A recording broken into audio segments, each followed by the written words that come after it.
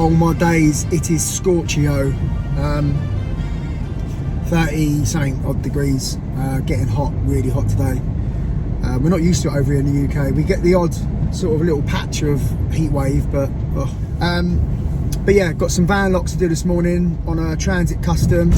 We're doing the rear barn doors, the side load door, but also doing the passenger door on this one, so I'll show you that. Got some jobs to look at. Back to a job in Hove. Right, guys, we're doing some more van locks today, so doing a high position hook lock up there, high position on there, and we'll also put in the passenger deadlock on it as well. So I'm not going to video these. I might video that a little bit, but you've seen me do all this. I'm just getting all set up now, but you've seen me do these loads. Right, having a bit of a heat wave in the UK at the moment, and it's 10 o'clock in the morning, 29 degrees already, which is unheard of. Right, side is done, rear is locked and done. So I'm on the driver's door one now, so I've cut the aperture out for that, just marked up for the cylinder. Yeah, so we'll get this one done, and I'll give you a quick video of the passenger door when it's done. Look at this, my customer just bought me out a nice cold bottle of water. What a diamond, it is roasting. My one's gone warm there. Lovely cold one. Right, so the passenger door, lock case is in, cylinder's in, that's throwing lovely. And with the keep on these, I don't even know if you can see because I can barely see. With the keep on these, you've got to be careful because the back's try again. So I think the heat just turned my phone off. Yeah, you've got to be careful not to drill into that back post. So mark the hole out first. That's all working, that's all shut. So the way you do this is literally, I've just gone round and stitch drilled all around the edges, so that it, you know, third time lucky. You can't use your air saw on these. You've got to be careful with that inner post. So just got to, I'm going to try and give it a little bit of clean up on the edges with my Dremel on the Magibur, but then that'll sit on there like that. A little bit of tidying up, and that'll look lovely. And obviously I can't fix these like I do with the others, dry fix them, because I just haven't got the space there. So you need to use a bit of tape just to test this. So hopefully, I haven't tested this yet, so I'm hoping. Oh, there you go. Yeah, lovely. So now I can drill the holes for that. Oh, I can't get the key back in. The heat's getting to my head. I can drill the holes, and then right, there we go. Let's show you that. Just want a bit of silicone down this edge here just to clean that up. Yeah, so we're done. Just got the key. Give it a little go. There we go, that's locked. That's unlocked, and then the sliding door. That's all done up there. Again, locked, unlocked. And finally the rear barn, which I've locked in. There we go. That's all done. And the case up there.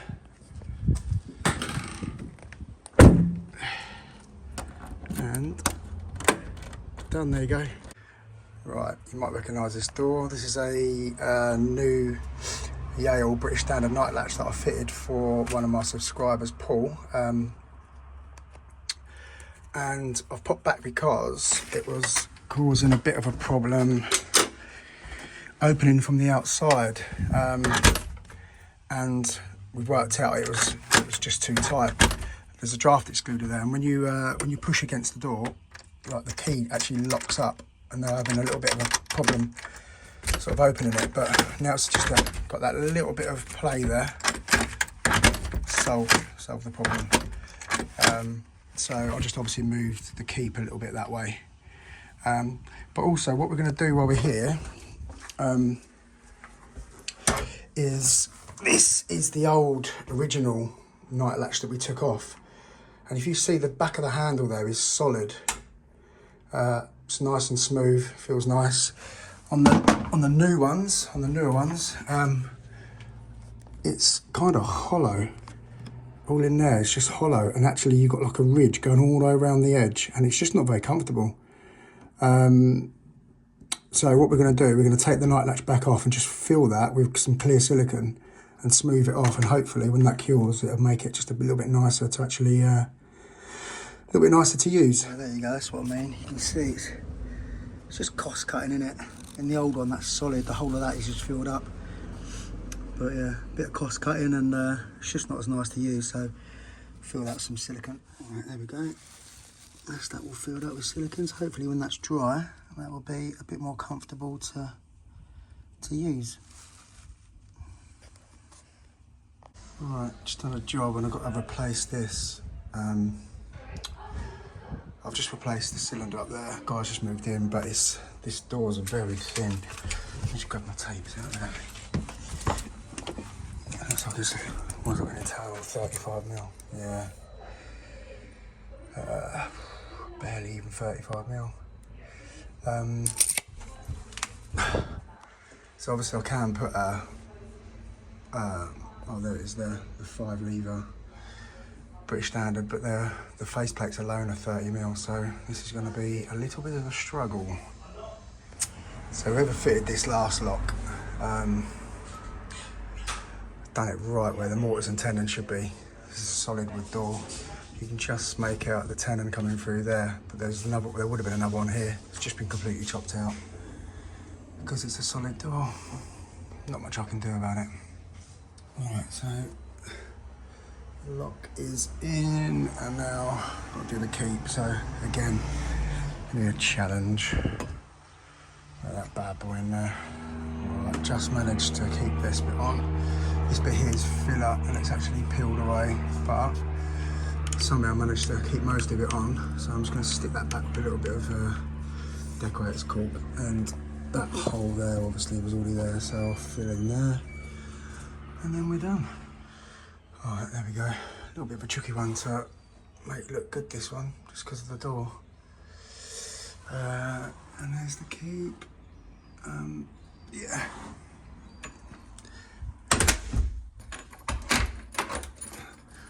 That's all done. Oh, and change the cylinder as well. Looks like someone needs to do the making good courses. So the problem with this is I think it's just adjustments, and also the thumb turn. The handle on the thumb turns come off, so that's easy. That's just a grub screw, so that's fine. The lock's working fine with the door open, so I don't expect there to be a problem with the actual mechanism. The latch is a bit loose, so I'll tighten that and then do some adjustments on the actual keep, and see if I can get it working a little bit better. All right, there we go, guys. So the thumb turn's screwed back on. Door's closing lovely. Lock in. That's locked. Unlocked. Now it was the outside that was causing more of a problem when I spoke to Emma, one of the tenants. So that's locked. Locked. There we go. All done. Right, just done a job here in Hove. For a lady that I've done a lot of work for before in the past, actually, but she rents this property out. Night latch just isn't latching, but it's all a bit skew-if.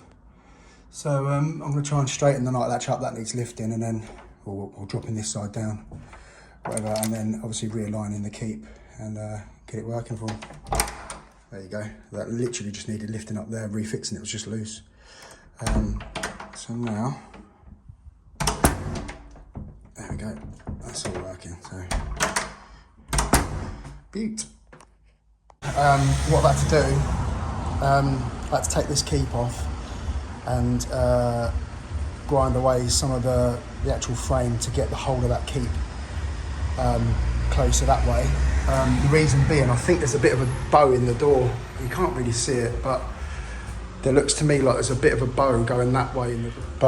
But now that's shut and it's latching in there, and you can lift the handle and everything's working. That's locked. There we go. Right guys, we're off to an office in Brighton. I've been here before to change a couple of locks when this company first took this office over, but they want a code lock fitted onto one of the office doors, just a bog standard code lock, nothing fancy.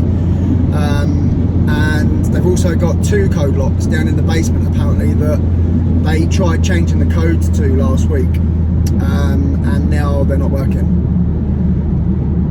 So I've got to look at them as well. So yeah, let's get these done, and then hopefully, I was expecting a delivery yesterday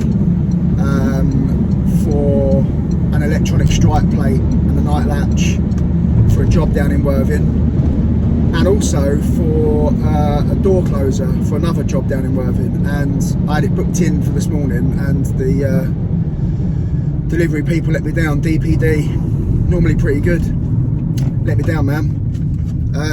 So yeah, ended up going back to the depot in Burgess Hill, but apparently it's out for delivery today, but as yet I don't have a time. So I've had to change my day around because of DPD. Right, here we are. So we're just going to put a code lock on here. There's one on the door over there, so we're just going to match the height basically. Get that fit on there, and then I've got 2 codes two code locks to try and open downstairs as well. I need to smoke everybody up doing them. That's the holes for that. Just got to chisel this in now, and I'll get this fitted. It's not done.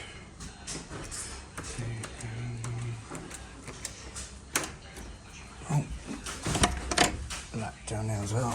Keep on there, and that is done. Right. So this is in the same building. These down here. There's one here and there's one there. A handyman's come and changed the code. Let me just try it.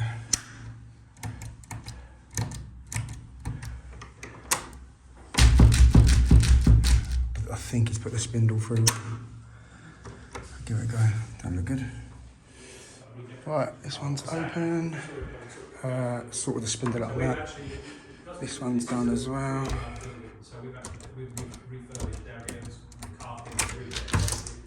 There we go. All done.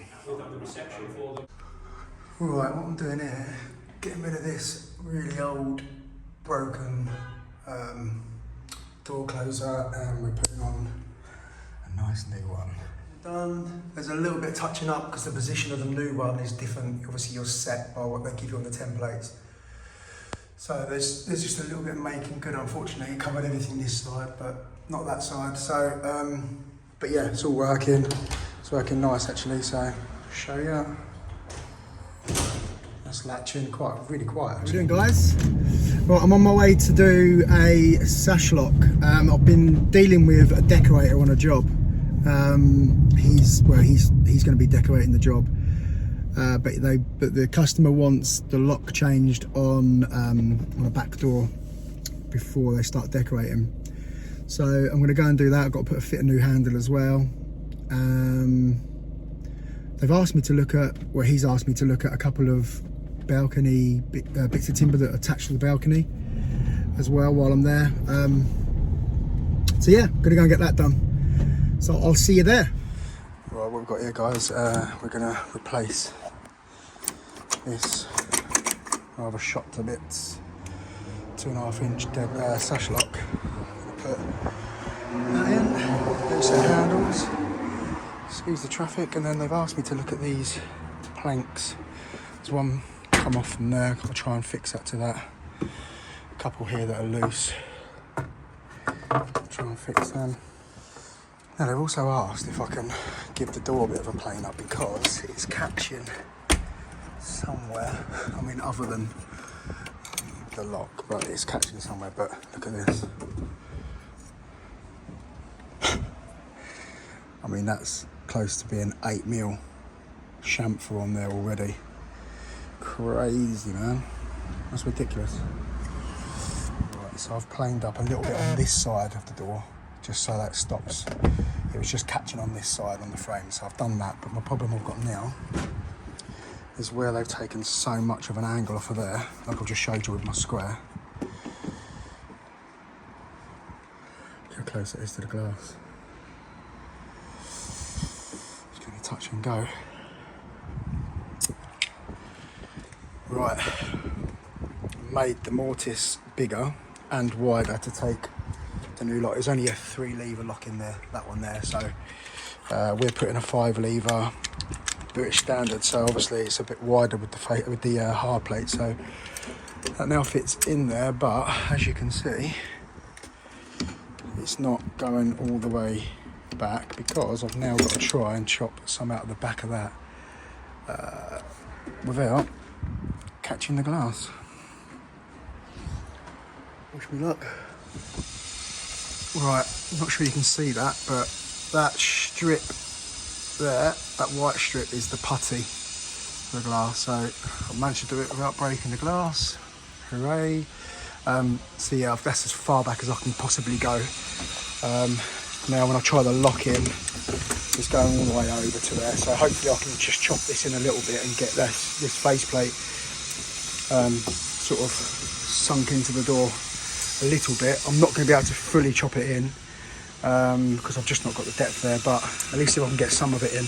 I've explained to the customer the way that this angle is here. It's, you know, I'll show you again, but I mean, you can kind of see it on the lock, the way the lock's sitting, but yeah, that's square on that side. It's ridiculous. But there you go. Yeah, so anyway, I'll get that in as far as I can and see what we can do. Right, so I've managed to get it in a fair bit actually. We're flush this side and we're just sticking out a little bit here, but the back of the lock now is now hitting basically where that putty was. But you can see how far out now the spindle hole is and the lock hole. Thankfully this is all being decorated, so the decorator just have to do his magic and, you know, fill a bit of holes and stuff like that. But I've actually shocked myself with how far I've managed to get that in. So it's nice down there. I mean, you can just see a little bit of the red casing. A little tip for you guys: if you can see this case, or the faceplate is just springing out. So it's kind of got a little bow sort of that way. So what I'm going to do, I'm going to whip this back off, bend it so it's bending that way, and then when you put the screws back in it, it'll hold it tight back in there. I'll tell you what, ain't bad. Literally, so we've got the bounce out of that by bending the faceplate. I mean, I'm about 1.5 mil sunk in that side, and I'm about 1.5 mil protruding this side. But literally the back of the lock now is hitting that putty that I showed you, which is the back of the glass. So right, we get the handles on, get the keep on, and then we've got to try and tackle this over here. We are getting somewhere, people. So outside handle is on, inside. So there's only a little couple of holes actually that the decorator's got to sort out. All working beautiful. So we get the keep on now. So I'm actually surprised how well that's come out considering what a mess it was. Well, that is far from ideal. Screw. Not sure you're going to be able to see it. Look at that, it caught my flipping chisel. Dirty bastard. In my days, it's putting up a fight. Look at it. I can't get it out at the moment. Okay, so this one's done. Like I say, decorator's going to sort that tiny little ridge out there. I couldn't get it over any further than that. Keeps in. I managed to get over that screw, which was a pain in the backside. Decorator's going to sort all this out. I mean, he's got quite a job on his hands with this. Pretty bad. But yeah, this is all. I'm going to have a bit of a tidy up in a sec. This is all done, working beautifully. screws all in line. You know me, guys. Right, screws are in line this side as well. Right, I can have a look at this. So basically there's these, a couple of these are a little bit flappy. This one, and this one's come off completely, but it's a metal railing. So I've got to try, if I can, and fix some screws into that. Right, we are done, guys. So that's there, that's that done. And we've managed to get those screwed on for the lady as well. Yeah, all done. Beautiful. Blimey. Whoever planed that door up, a little bit over the top, it was about 8mm. The actual angle was about 8mm. So I did what I could. I mean, to be fair, it actually looked all right, considering what I thought it was going to look like when I first started. I was actually quite pleased with the end result. Right, I'm on my way now to go and do a lady who snapped a key in the door, but she works, sorry, this is through a letting agent in Brighton that I work for.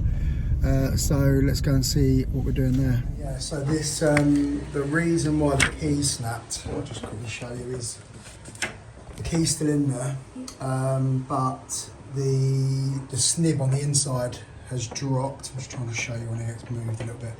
The snib on the inside of the lock's dropped, which is why the key won't turn in there, which is why it snapped. So I need to get access through the letterbox, and then yeah, flip the snib, and then we can get in, and hopefully then I'll be able to get the key out.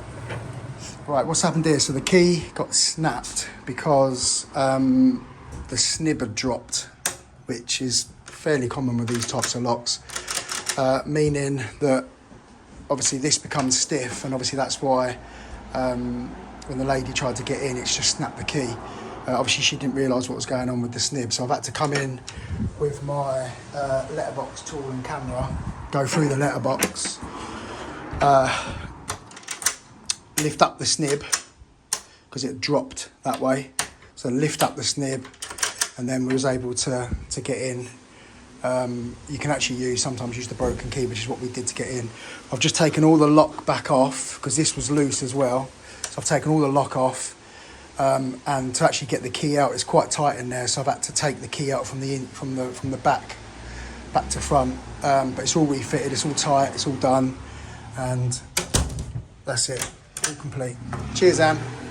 There we go. Yeah, I've got the little park side camera in first, just to see what was going on.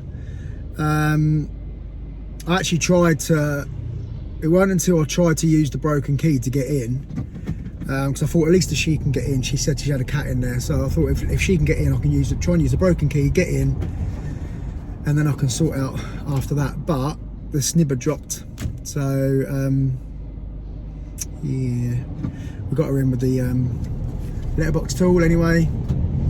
I went to a job the other day where a guy had a drop snib,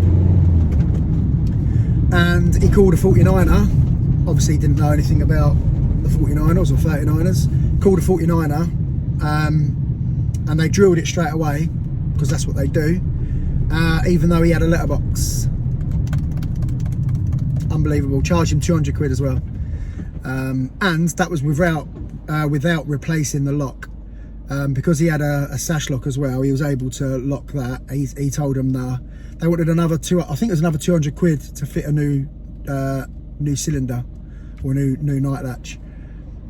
So he told them no, and then phoned me the next day, and I went there and fitted a new ERA night latch for him. But unbelievable, these 49ers, aren't they? Bastards. I think that's actually going to be it for this video. So if you don't subscribe, guys, please subscribe. As always, any nice comments down there. Thank you all for watching. Yeah, thanks as always for watching, guys, and have a lovely week, and speak to you soon. Speak to you all spoon. Oh my god, speak to you all spoon. Let's go and spoon, all of us. Let's just have a spoon.